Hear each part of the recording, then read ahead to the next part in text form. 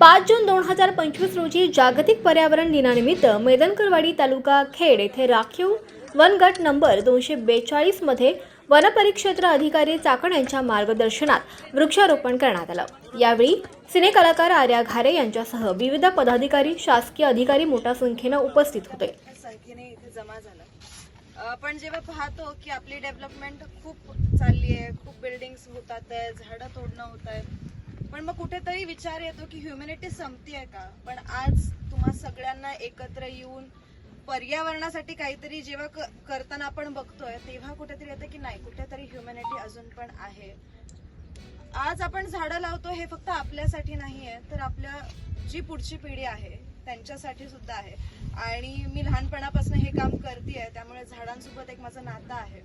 मी झाडांना माझी फॅमिली मानते आणि त्याच दृष्टीने मी नेहमी काम करत असते। माझं स्वतःचं एक ऑर्गनायझेशन आहे ज्याचं नाव आहे ग्रीन आईज ऑर्गनायझेशन, आणि त्याच्या मार्फत मी एक उपक्रम राबवला होता लॉकडाऊन मध्ये, आणि बरेच 2-3 वर्षापर्यंत तो चालला।